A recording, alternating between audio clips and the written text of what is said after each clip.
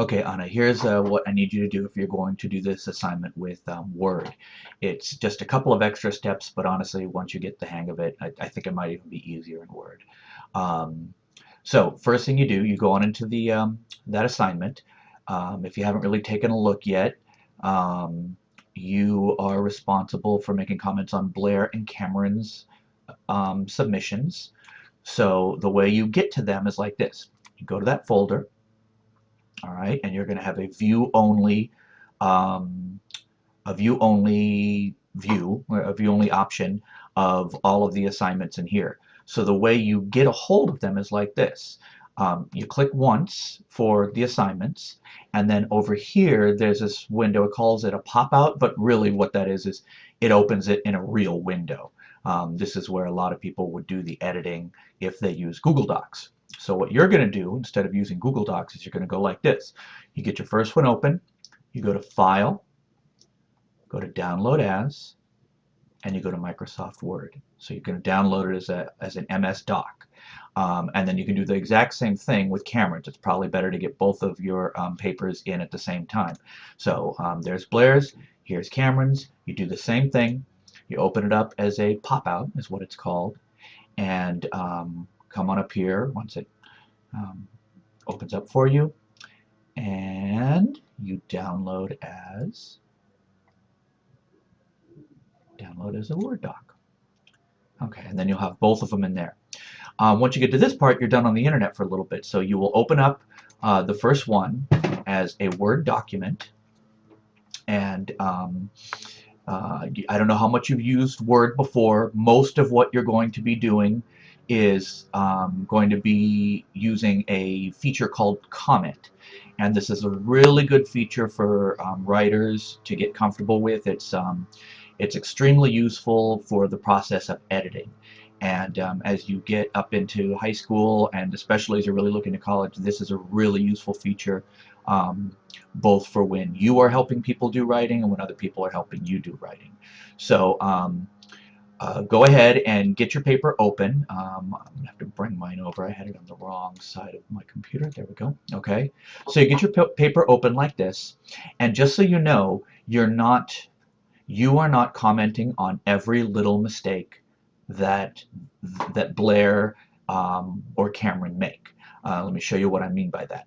Like right here, for example, he did not capitalize his I's. Very big no-no in Mr. Scott's class. So here's the way you would let them know he needs to capitalize his I's. You highlight that I, you go to Review, and you're going to be doing almost all of your work in the Review pane, so you kind of want to stay there. I have a newer version, so yours might look different, but it should still say Review up here. I think one of the really old versions, it might actually say, gosh, it might just be under View, but hopefully you'll have one of the ones that say Review. At any rate, you're finding the comment feature. So you go ahead, you highlight the thing that you want to comment on. In this case, I've highlighted a lowercase I. You click the new comment, and a little box will open up over here. It might have your parent's name in here, or it might even just say Microsoft user or something like that. That's fine if you don't, have a Microsoft account logged in. That part doesn't matter. They don't need to know who you are. I just need to know who you are. So over here, you would go like this, capitalize. Let's see, what would be the simplest way? I wanted to say it like a nerdy English teacher. So I would say capitalize proper pronouns. Oops, I'd also like to spell it correctly. Capitalize proper pronouns. Now, I have to be honest, I don't expect you to know the correct correct grammatical wording for every little thing. So if you were to simply write always capitalize these, I mean, honestly, I'm okay with that. I expect Blair to be able to recognize that in this case what you mean is when you have an I demonstrating he's talking about himself. He's pretty clear that he's not going to start capitalizing every single I in his entire paper. But as I said, you would only do that once. So if I scan his paper here, if I see any more examples of him having a lowercase I, I'm not going to mark it again. All right, it's not your job to actually find every single time he does it. It's your job to simply remind him of a rule that clearly he forgot here. You're also showing me that you know that those are rules. I've seen your writing, and I know that you are extremely good for your age, and you're even extremely good just for the high school standards. So I'm using you in this way because this is actually, it's shown as one of the best ways to improve your writing is to go ahead and edit other people's. So again, you're going to go through this, and every time that there is a mistake, and again, I'm looking for mistakes. If you simply think that they would be clear if they wrote it a little bit differently, you don't need to actually make a change every single time. But for example, he does not have his titles in italics. So you would highlight the title, write down italicize, and you're done. If he never italicizes them again, you don't have to mark that again. Okay, your job is to simply mark it the one time. Keep in mind, though, I'm also asking you guys to look at formatting a little bit. And this is the kind of thing that it's a much harder thing to teach, but at the same time, my better writers already have an eye for this, and I know you do too. And what I mean by formatting is everything looks correct and neat. And you know, you might have already seen this, but if you're looking at this, you notice that up here, he has his heading for each week centered, and down here he has his heading for week 2 left aligned.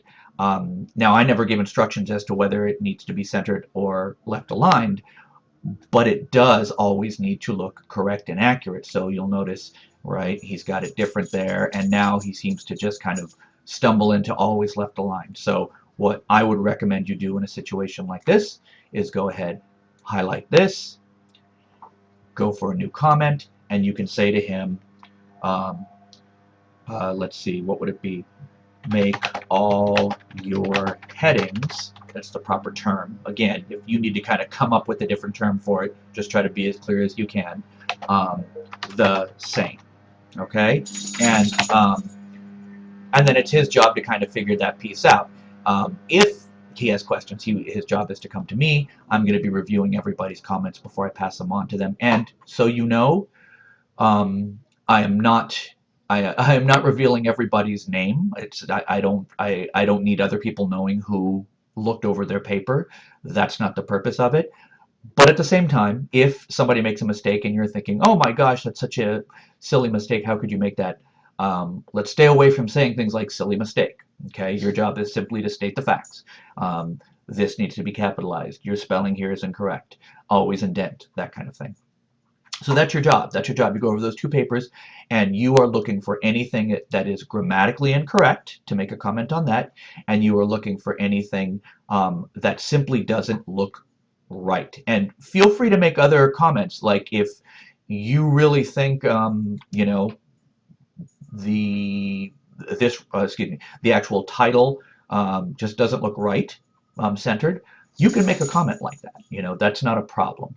But just keep in mind, the formatting is really more an issue of just not having things look sloppy is the real one, right? This and this, that's kind of sloppy. And let's see if I see anything else right off the bat. The rest of it looks, oh, here's an example. Here would be a formatting issue that you might notice. Do you see anything different between these two? Right? That's kind of what I mean by formatting.